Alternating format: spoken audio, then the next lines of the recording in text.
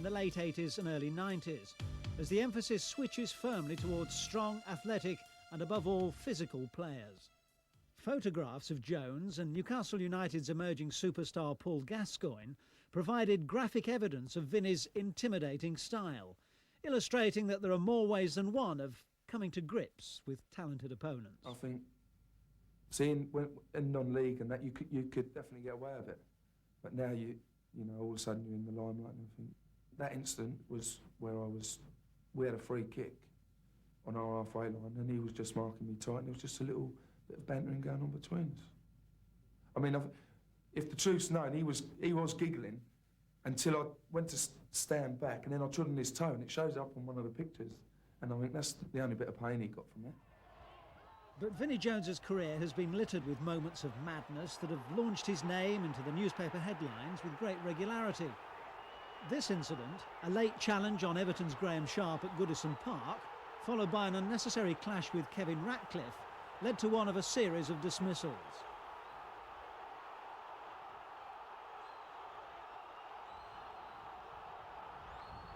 Ratcliffe's reaction to a slight brush of foreheads may be equally reprehensible, but this kind of unsavoury incident, particularly during his early league career, led to Jones becoming an anti-hero on the field, the undisputed leader of Wimbledon's crazy gang.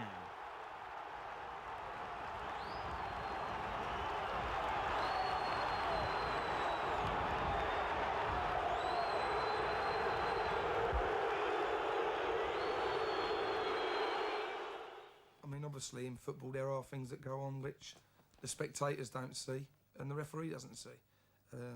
One of the oldest ones in the book is, you know, going up for the header with the elbow out, giving your opponent a nice lump behind the ear. There's always the poke in the eye when you're not looking, or when the ball's up the other end of the field, the centre half lays out the centre forward with a right-hander. The one where you're following the player and he passes the ball off, everybody follows the ball and then you just come in and follow down with your studs on the back of his Achilles down the calf. It's always a nice one. And, you know, these sort of things do happen and it's no good saying they don't. But it's not something that is seen unless you're a little bit cute. There's always the one where you put your opponent down, tackle him very hard, and you go to lift him up and you put your hands under his armpits and pull his hairs and he's screaming blue murder and you're just saying to the referee, well, I'm only helping him. Or there's the Gaza one, when they get a bit close to you, you just grab them by the testicles and say, well, can you speak in a bit lower pitch of tone, please? But obviously there are loads of things that go on.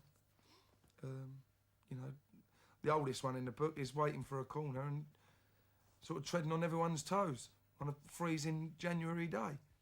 Yes, charming. He clearly belongs to the Academy of Intimidation, our Vinnie, and the Plough Lane Crazy Gang confounded pundits for years with their ability to cause upsets wherever they went, turning over the biggest clubs in the land with no respect for surroundings or reputations. And through it all, their style of football remained thoroughly unloved, although widely imitated as the instant route to success. And at the centre of it all, Vinnie Jones, who arrived from non-league Wealdstone. Eventually, the Dons prepared for their most unlikely triumph of all.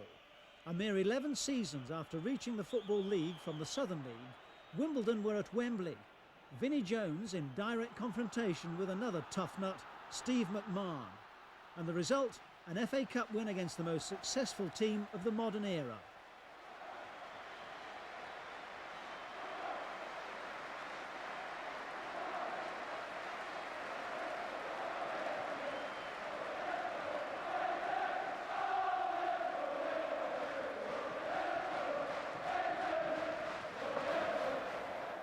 Not the sort of bloke you want to face in a drop ball situation, that's for sure. After leaving Wimbledon, Vinnie moved to Leeds to help them regain First Division status under the shrewd guidance of Howard Wilkinson.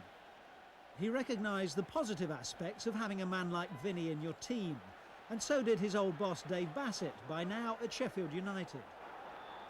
Playing for United at Manchester City, Vinnie claimed the unofficial world record for the fastest ever booking. A conservative estimate of 4 seconds from the first whistle to his strong challenge on City's Peter Reid, The referee, David Elleray, has an early customer in his notebook. Jones's reputation clearly preceded him, but this was another day when a series of rash challenges would lead to his premature departure from the fray. Ideally suited to the physical side of the game, now demanded by modern football, Jones has always trodden a fine line between controlled aggression and illegality. This afternoon was another victory for officialdom.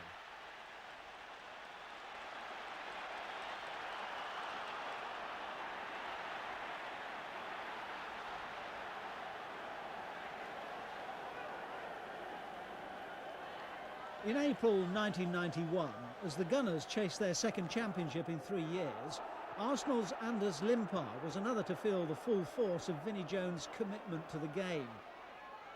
And once again, a combination of misdemeanours earned him a few more points on the disciplinary league table. The second challenge was more vigorous than malicious, perhaps. Vinnie blamed the Arsenal boss, George Graham, for his booking, but in truth, he could have few complaints.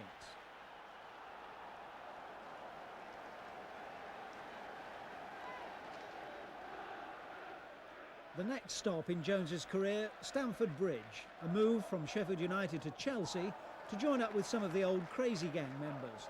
And still the Jones enthusiasm teetered on the tightrope of transgression. West Ham's goalkeeper Ludek Miklosko experienced what Jones calls a bit of clump. The pace and passion of the game today dictates that vigorous challenges happen all too often. This time, Crystal Palace's Marco Gabbiadini on the receiving end. And it's no good claiming he came out with the ball, Vinnie. Just look at the same challenge from the alternative angle and you'll see what a two-footed tackle it was. And that's not on.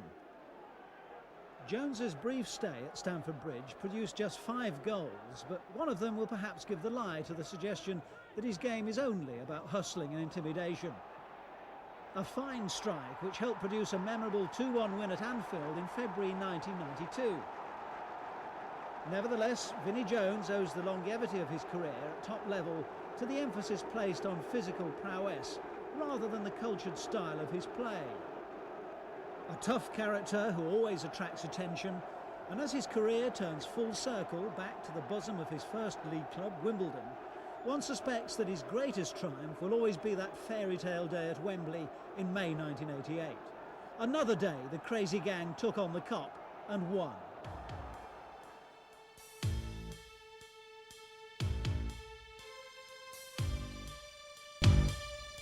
If you're going to go over the top of me, you've got to put me out the game. Because I'm going to be coming back for you.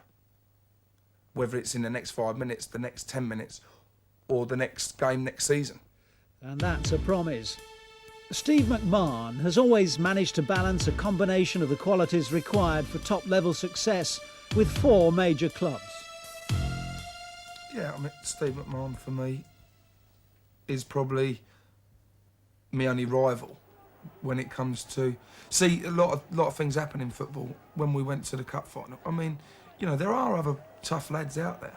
But I think Steve McMahon, I think I'm stronger physically and mentally than Steve McMahon. I think he's a better footballer than me, like tactically. But mentally and mentally strong and physically strong, I'm a lot tougher than him. And I had to prove that in front of millions of people in the 88 Cup final. As early on as about the 7th minute, I let him just have a touch on the ball and I just whacked him, just hammered him. And it knocked the stuffing out of him. And he went about the field on his tiptoes, and it was a great start. And once, I think in any walks of life, if the top man gets sorted out early doors, if I was on my own and there's a gang of lads and they're going to start on me, I would go in and whack the biggest and the toughest straight away. And that's what happened in the cup final. And they were all so shocked that their man had been sorted out. And it spurred on my players to have a go at them. After that, we played up at Anfield and he did have a go at me. He did try and get his revenge. Obviously, it's not something that you show an opponent that you hurt. You know, 8 stitches in my leg, just below my knee. You know, that's something that he's got to live with in my book.